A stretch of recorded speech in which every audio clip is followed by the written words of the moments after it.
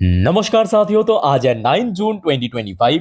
बाजार की सेंटिमेंट आज बहुत ही बढ़िया था, जहां पे निफ्टी 50 के साथ साथ ऑलमोस्ट सारे सेक्टर पॉजिटिव में क्लोजिंग दिया।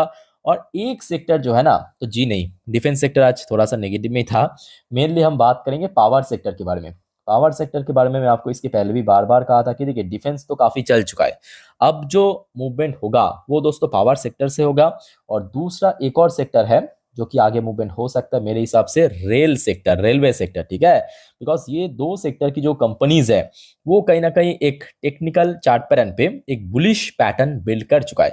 सो देखिए, इस वीडियो में हम बात करेंगे मेनली पावर सेक्टर की तीन ऐसे इंपॉर्टेंट कंपनीज। तो ओवरऑल बात करें, देखिए आज निफ्टी पावर सेक्टर या निफ्टी एनर्जी सेक्टर बात सेम है। निफ्टी 50 जहां पे क्लोजिंग दिया कितना परसेंट, देखिए 0.40% ऊपर। और यहाँ पे आप देख सकते हैं कि निफ्टी एनर्जी सेक्टर क्लोजिंग दिया कहाँ पे, 1.19% तेजी के साथ। ज्यादातर जो शेयर्स है इस पर्टिकुलर इंडेक्स में वो पॉजिटिव में क्लोजिंग है। जैसे कि मैं आपको दिखा देता हूँ थोड़ा सा, आप देखिए। जेपी पावर हो गया, क्लोजिंग कहाँ पे दिया, 8.93% तेजी। एमजीएल की बात करें, 6.5% ऊपर। आर पावर की बात करें, 5% ऊपर। एबीबी हो गया, टरबाइन हो गया, 2%, 3% कहीं ना ऊपर आके क्लोजिंग दिया। अगर हम गिरावट की बात करें, गिरावट ऐसा कोई बहुत ज्यादा नहीं हुआ।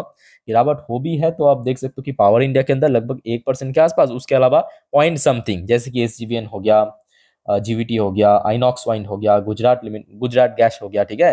तो आज करेक्शन उतना बहुत नहीं हुआ बेसिकली पावर सेक्टर में। अब दोस्तों, कल रात की 9:45 की वीडियो में बहुत सारे शेयर को लेकर हम लोग चर्चा किए थे, याद होगा आपको। उनमें से एक शेयर था एनएचपीसी।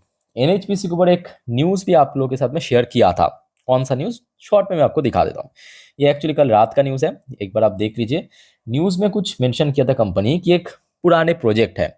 उस प्रोजेक्ट की, ये देखिए, जो सोलर पावर प्रोजेक्ट है, बेसिकली राजस्थान में एक जगह है, कुछ क्या नाम उसका याद नहीं आ रहा है इमीडिएटली। सो वहां पे उस प्रोजेक्ट के ऊपर जो फेज 1 और फेज 2 की काम हो गया था, होने के बाद वो थोड़ा सा पॉज हो गया था, मतलब उसके ऊपर काम जो है रुक गया था। उसका जो फेज 3 की काम है दोस्तों, वो फिर से ऑपरेशन शुरू हो चुका है ना। तो ये कहीं ना कहीं आज एक तो बाजार की सेंटिमेंट भी काफी बढ़िया था, और देखा जाए कि शेयर को भी काफी ज्यादा ट्रिगर किया। और कल रात की वो वीडियो में जो लेवल्स आपको मैं कौन सा लेवल कहा था, याद कीजिए कि देखिए, एनएचपीसी के अंदर बहुत तेजी की इमीडिएटली जरूरत नहीं, सिर्फ जरूरत है 90 रुपीज के ऊपर होल्ड करना। ये मेरा एग्जैक्ट वर्डिंग था। और आज फाइनली 90 के ऊपर होल्ड कर लिया। बट हाँ, एक दिन की बात नहीं है, एटलीस्ट मेरे हिसाब से 3 से 4 ट्रेडिंग डेज, याद रखना।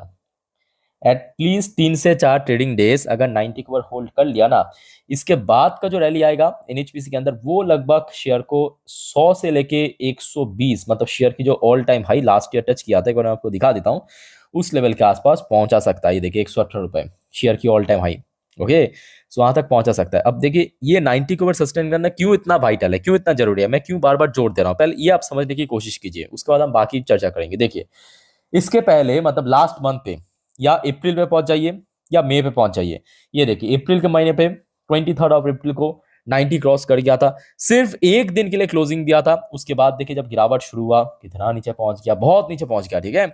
उसके बाद देखिए, फिर से धीरे धीरे करके रिकवर देते थे। मई के महीने पे लगभग 90 के आसपास पहुंच गया था, नोटिस करना, 90 के आसपास पहुंच गया था। और उसके बाद से लेके अभी तक अगर आप ध्यान से देखेंगे कि एनएचपीसी के शेयर के अंदर कोई बहुत बड़ा मूवमेंट नहीं हुआ, but at the same time कोई बहुत बड़ा गिरावट भी नहीं हुआ। ये भी बेस्ट पार्ट है कि बहुत नीचे भी नहीं जा रहा है, ऊपर भी नहीं जा रहा है, तो कहीं ना कहीं कंसोलिडेशन फेज में चल रहा था। और जो आपको मैं हमेशा क्या कहता हूं कि ये जो कंसोलिडेशन वाला फेज है ना, वो दोस्तों मजेदार है, क्योंकि शेयर को ऊपर धकेल सकता है, बिकॉज एक बेस बन रहा है। यहां पे क्या बन रहा था, देखिए, इस लेवल पे क्या बन रहा था, इस लेवल पे बेस बन रहा था। अब देखिए, आप में से बहुत सारे व्यूअर्स को लग सकते हैं कि अभी क्यों बता रहा हूं, पहले अब देख लीजिए, मैं आपको लास्ट एक महीने पे कितने बार इंफॉर्म किया कि देखिए, एनएचपीसी में एक ब्रेकआउट पैटर्न बन चुका है। तो आज फाइनली ब्रेकआउट हो चुका है। अब देखना ये होगा 90 के ऊपर शेयर दोस्तों अगर स्टेबल रहा, होल्ड कर गया, तो शेयर में एक बड़ा मूवमेंट हो सकता है। मेरे बात को मार्क करके रख दीजिए। बट हाँ, कुछ कंडीशन भी है, जैसे कि अगर खराब न्यूज नहीं आया कोई, अगर ग्लोबल मार्केट में कुछ खराब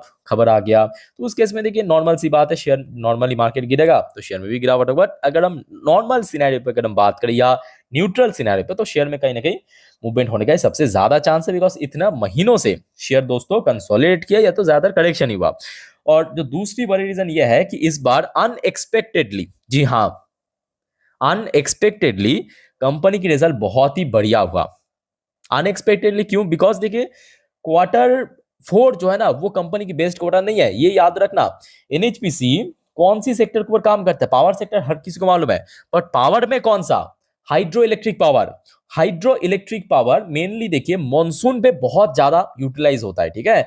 सो क्वार्टर टू, याद रखना, क्वार्टर टू और क्वार्टर थ्री इस पर्टिकुलर सेक्टर के लिए हाइड्रो इलेक्ट्रिक पावर जैसे कि एसजीवीएन, एनएचपी, इसके बेस्ट होता है। सो मतलब क्वार्टर फोर में इतना बढ़िया परफॉर्म किया वो अनएक्सपेक्टेड था, ठीक है। So quarter two quarter three में और भी अच्छा करने को उम्मीद है। दूसरी बड़ी बात ये भी है कि देखिए कंपनी डिविडेंड भी बहुत अच्छा देता है और लगातार हमने देखा कि इसकी वैल्यूएशन भी ठीक ठाक रहा, कोई बहुत एक्सपेंसिव वैल्यूएशन नहीं है, 2% के ऊपर डिविडेंड यील्ड है, ठीक है। तो ओवरऑल बात कर अच्छी कंपनी है। सो ये हो गया दोस्तों आपका एनएचपीसी। मैं आपको रेजिस्टेंस सपोर्ट बता दिया, नीचे की तरफ तो ऑब्वियसली, और ऊपर की तरफ अभी 100 के आसपास एक रेजिस्टेंस है। अच्छा, नेक्स्ट हम बात करेंगे आरईसी लिमिटेड। एनएचपीसी की तरह आरईसी भी बहुत ही शानदार कंपनी, चाहे आईडीसी की बात करें या पीएफसी की बात करें, दोनों ही अच्छी कंपनी है। और ये दोनों कंपनी देखिए दोनों ही बड़े लेवल की कंपनी है, लाखों करोड़ की मार्केट वैल्यूएशन, दोनों ही देखिए बहुत ही कंसिस्टेंट परफॉर्मर है। देखिए क्वार्टर फोर की बात करें, क्वार्टर थ्री की बात करें, इस टाइप की शेयर में ना मतलब आरईसी पीएफसी आप कभी भी 50, 60, 80% की ग्रोथ आपको नहीं दिखेगा, आप उठा के देख लीजिए। बट हर एक क्वार्टर में कंपनी कुछ ना कुछ 5%, 10% ग्रोथ रखता है, ये सबसे बेस्ट पार्ट है, जिसके चलते अगर आप इसके जो सेल्स की ग्रोथ एंड प्रॉफिट की ग्रोथ लॉन्ग टर्म में कभी भी आपको नेगेटिव में नहीं दिखेगा। आपके सामने प्राइम एग्जांपल दिखा रहा हूँ, ये आरईसी की आपकी बैलेंस शीट हो गया मतलब लॉन्ग टर्म में, और ये दोस्तों आपका पीएफसी का भी देख लीजिए लॉन्ग टर्म में, क्योंकि कंपनी मतलब बहुत बहुत बड़ा कोई ग्रोथ नहीं देते, बट एटलीस्ट देखिए 10-20% की ग्रोथ लॉन्ग टर्म में दे ही दिया। देखिए सेल्स ग्रोथ आप देखिए, प्रॉफिट ग्रोथ देखिए, 3 साल, 5 साल या इस साल, तो आप समझ जाएंगे। तो ये दोनों ही अच्छी कंपनी, ठीक है। और ये दोनों ही देखिए बहुत अच्छा डिविडेंड पे करता है हर एक क्वार्टर में, हर एक क्वार्टर में आपको डिविडेंड, जैसे इस क्वार्टर भी दिया, नेक्स्ट क्वार्टर में भी देगा, ठीक है। तो सरकारी कंपनी एक फायदा है। अच्छा, आरईसी की बात करें, आरईसी की शेयर देखिए आज 426 में क्लोजिंग दिया 2.65% मूवमेंट के साथ। लास्ट एक महीने की चार्ट पैटर्न जो आपको मैं एनएचपीसी की केस में कह रहा था कि देखिए शेयर कहीं ना कहीं कंसोलिडेशन फेज में चल रहा था, ध्यान से देखना, कंसोलिडेशन फेज मतलब एक नैरो रेंज के आसपास शेयर ट्रेड करा था। फाइनली ये जो रेंज ब्रेक करके ऊपर आ चुका है। अभी अगर हम बात करें ऊपर कहां तक जा सकते हैं, देखिए शेयर के लिए जो नेक्स्ट क्रूशियल लेवल है 450 का लेवल, उसके बाद देखिए ऊपर बहुत लेवल है, बिकॉज शेयर तो लास्ट ईयर बहुत ऊपर पहुंच गया था, मतलब आई थिंक 600 क्रॉस कर गया था, हाँ 650 की हाई है, 654 रुपए, तो मतलब अभी ऊपर जाने का तो बहुत बड़ा चांस है।